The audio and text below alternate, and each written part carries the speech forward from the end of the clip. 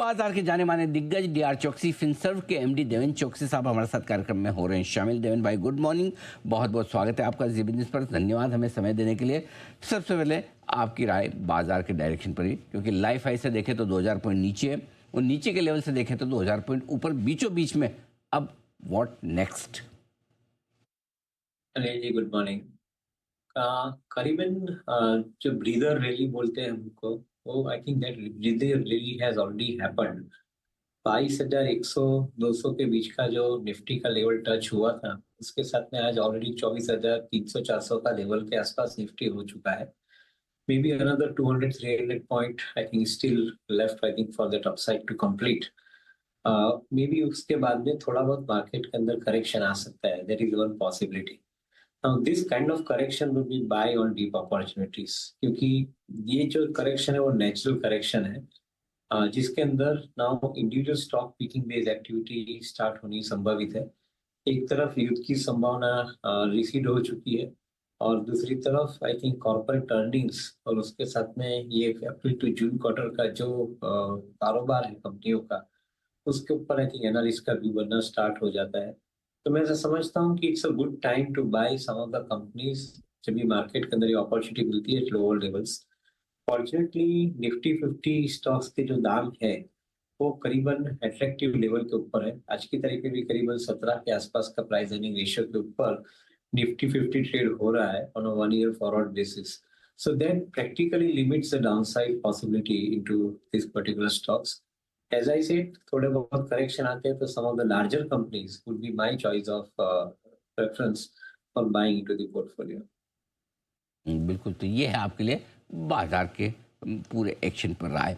अब आइए सर, बताएं कि ऐसी सिचुएशन में जब थोड़े बेहतर होने के संकेत आ रहे हैं, कहाँ खरीदारी की जाए? क्या जो युद्ध की वजह से और कच्चे तेल में उछाल की वजह से जो सेक्टर्स काफ़ी ख़राब हुए, शेयर ख़राब हुए, वो पसंद किए जाएं, या जो भारत की इकोनॉमी पर आधारित है, जिन्हें फ़र्क नहीं पड़ता, वही बेहतर है?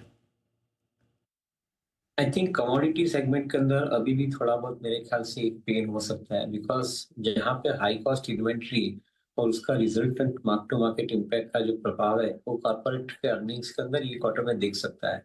तो may be some of the derivative users of crude oil, जो स्पेशलिटी केमिकल इंडस्ट्री है, फार्मा कंपनी है, उनके इनपुट कॉस्ट के अंदर शायद आपको ये क्वार्टर आई थिंक थोड़ा नेगेटिव मिले, because I think those cost are going to be seriously telling onto the working of these companies. दूसरी तरफ आप देखें तो जो ऑयल मार्केटिंग कंपनियां हैं, ऑयल एक्सप्लोरेशन कंपनी है, उसके अंदर भी आई थिंक ये क्वार्टर के अंदर थोड़ी वोलाटिलिटी इसलिए बनेगी क्योंकि आपकी ऊंचे दाम की जो क्रूड ऑयल बास्केट है उसको नीचे के दाम के साथ में mark to market I think आपको एडजस्ट करना पड़ेगा। And from that perspective at least this quarter is going to be little bit more circumspect quarter. शायद मार्केट एक क्वार्टर आगे देखना चाहता है तो may be I think in that correction whatever it is, I think उसके अंदर एक मार्केट में बाय अपॉर्चुनिटी हो सकती है। ओवरऑल जो एनवायरनमेंट पॉजिटिव दिखता है उसके अंदर पावर और पावर एंसिलरी का जो कारोबार है उनके अंदर एनवायरनमेंट काफी हद तक पॉजिटिव मिल रहा है। कैपिटल गुड सेगमेंट के अंदर जो कंपनियां पावर सेक्टर के साथ में जुड़ी है, ABB, siemens, Hitachi energy, siemens energy, though they are slightly expensively valued, but I think they are looking relatively better from the perspective of continued growth, क्योंकि डोमेस्टिक इकोनॉमी के अंदर उनका ग्रोथ अच्छा मिल रहा है। दूसरी तरफ आप बैंकिंग और फाइनेंशियल के अंदर देखें तो करीबन क्रेडिट ग्रोथ 16% के आसपास का जो रिपोर्ट किया गया है मार्च तक का, दैट जर्नी इज कंटिन्यूइंग। और हम समझते हैं कि I think in that some of the better banks at this point of time they may be relatively better off in buying the portfolio. HDFC Bank, for example, SBI, along with I think such kind of larger banks or Bajaj Finance kind of larger NBFC companies, they look relatively, I think, more convincing in the investment perspective. So, selective opportunity, including in the automobile ancillary, को जो EV segment के साथ में कारोबार के साथ में जुड़े हुए हैं, उनके लिए भी I think एक अच्छा दायरा हम देख रहे हैं।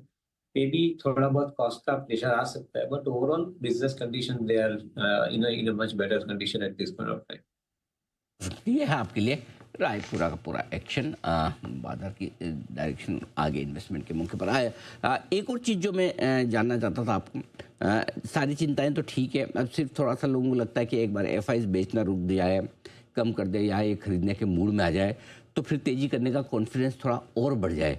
क्या नियर फ्यूचर में आपको लग रहा है कि एफआईएस की बिकवाली रुकेगी या अभी मामला थोड़ा रिस्की है?